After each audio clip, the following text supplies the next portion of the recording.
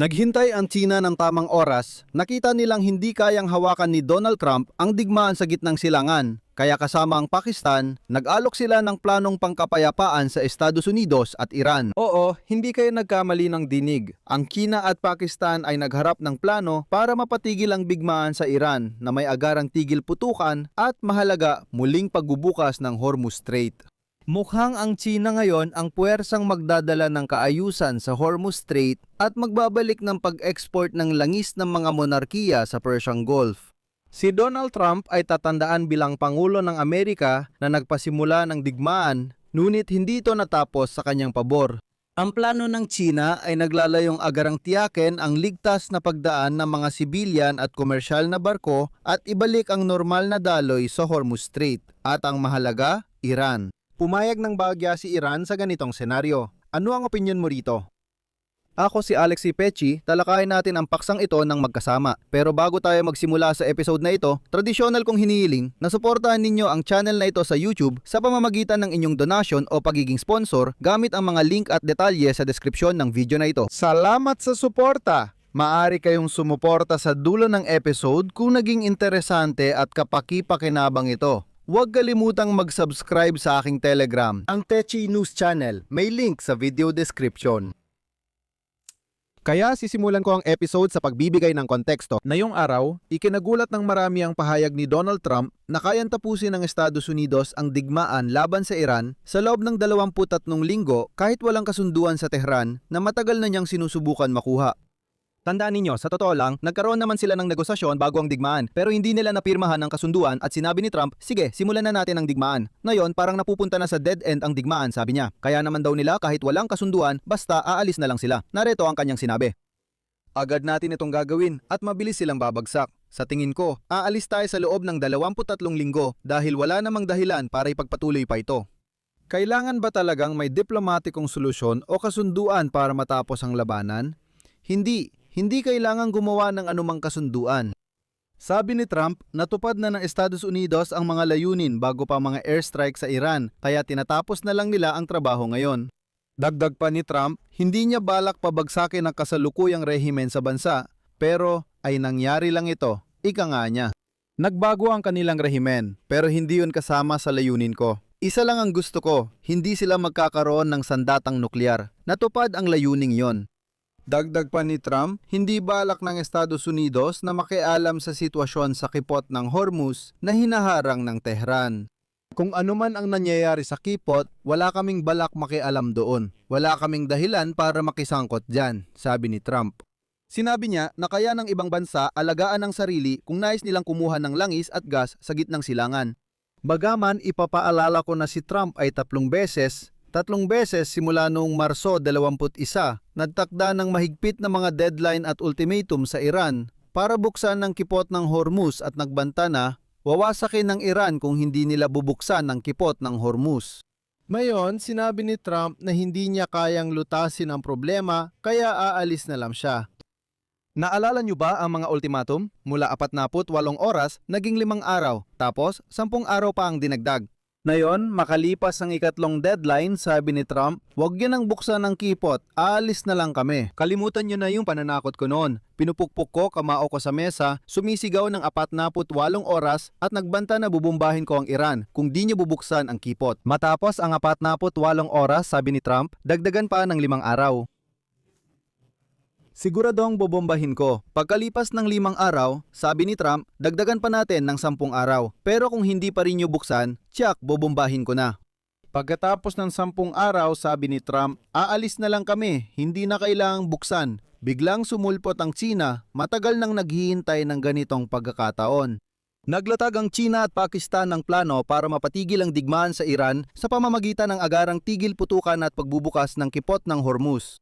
Inilabas noong Martes ang 5-puntong draft ng kasunduan matapos bisitahin ng pinuno ng ugnayang panlabas ng Pakistan na si Muhammad Iskakadar ang Beijing at makipagkita kay Wang Yi ng China. Nanawagan ang dalawang bansa ng negosasyon para itigil ang 5 linggong operasyon ng Amerika at Israel laban sa Iran. Nilalayo ng plano ang agarang pagbibigay ng ligtas na daanan para sa mga sibilyan at komersyal na barko at ang pagpapanangbalik ng normal na daloy sa kipot ng Hormuz. Bukod dito, ang inisyatiba ng Tsina ay naglalaman ng agarang pagtigil ng labanan at pagbibigay ng makataong tulong sa lahat ng lugar na naapektuhan ng digmaan. Agarang pagsisimula ng mga usapang pangkapayapaan batay sa paggalang sa prinsipyo ng kalayaan at seguridad ng Iran at mga bansa sa Gulpong Persiko.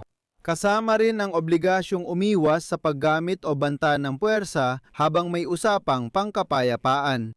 Itigil ng lahat ng kalahok sa digmaan ang pag-atake sa mga pasilidad ng enerhiya at planta ng desalination ng tubig. Mga mapayapang pasilidad ng nuklear kabilang ang mga plantang nuklear na kuryente. Pagpirma ng kasunduan para sa pagbuo ng mekanismo ng kapayapaan batay sa charter ng UN at internasyonal na batas.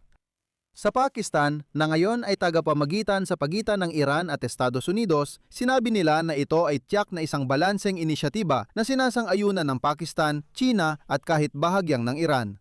Nakakatuwa nang tanungin si Trump tungkol sa inisyatibang pangkapayapaan ng China at Pakistan, agad niya itong binalewala at sinabing mayroon siyang hindi maintindihang personal na pag-uusap sa Iran na maganda ayon sa kanya. Ayon sa Ministeryo ng Ugnayang Panlabas ng China, sinabi ni Wang Yi sa kanyang kasamahan sa Pakistan na handang makipagtulungan ang Beijing sa Islamabad. Ayon sa kanya, kailangan alisin ang hadlang, mapabilis ang pagtigil ng labanan at lumikan ng pagkakataon para sa kapayapaan at negosasyon. Pero hindi pa rito nagtatapos ang lahat. Mukhang ang ilang bansa sa reyon ay muling bumabalik sa pakikipagtulungan sa China at hindi sa Estados Unidos. Ipapaliwanag ko. Ang pagbisita ng opisyal ng Pakistan na si Hakadar sa Beijing ay naganap matapos makipag-usap ang Pakistan sa Turkey, Egypt at Saudi Arabia noong linggo. Matapos ang babala ni Trump, nagigibay ng Estados Unidos ang oil well at planta ng kuryente ng Iran at hindi bubuksan ang kipot ng Hormuz. Pero gaya ng naiintindihan ninyo, kakaunti na lang ang naniniwala sa mga ultimatum ni Trump at sa tingin ko, pati si Trump mismo ay hindi na naniniwala sa mga iyon.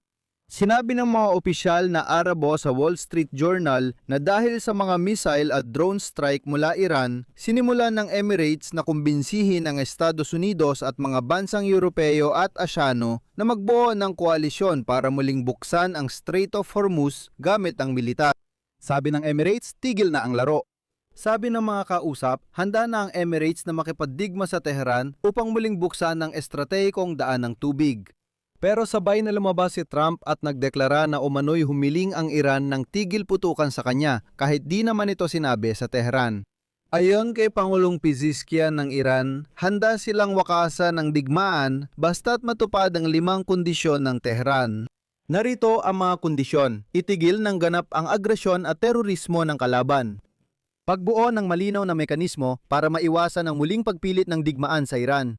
Garantisadong at malinaw na pagbabayad ng mga pinsala at kompensasyon na natamo dahil sa digmaan.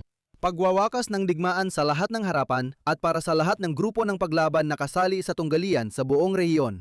Ibig sabihin, ang tinutukoy ay hindi lang mga garantiya sa seguridad para sa Iran, kundi pati na rin sa Hamas sa Gaza Strip, sa mga Houthi sa Yemen at sa Hezbollah sa Lebanon. At dagdag pa dyan ang tinatawag na Axis of Resistance ng Iran. At ang pinakamahalaga, ang ika-5 punto ay ang international na pagkilala at garantiya sa karapatan ng Iran na pamahalaan ng soberano ang Strait ng Hormuz. Ito ang pinakasusing kahilingan. Bago ang digmaan, hindi ganap na Iran lamang ang kumukontrol sa Strait of Hormuz. Pagkatapos ng digmaan, iginiit ng Iran na dapat kilalanin ng lahat na sa kanila lamang ang Strait of Hormuz. Pag-aari nila ito. At kami ang magpapasya kung kanino at magkano ang sisinggilin para sa paggamit ng kipot. Kami rin ang magpapasya kung kailan ito isasara at kailan bubuksan. Ganyan ang nangyari dahil sa mga ginawa ni Trump. At sabi ng China, pakinggan ninyo, bakit hindi natin ayusin ang isyong ito sa ating plataforma? Dito ako maglalagay ng 3 tuldok. Ibahagi ang inyong opinyon at mga konklusyon sa mga komento sa ilalim ng episode na ito. Mag-subscribe sa channel, pindutin ang kampanilya, at huwag kalimutang mag-like.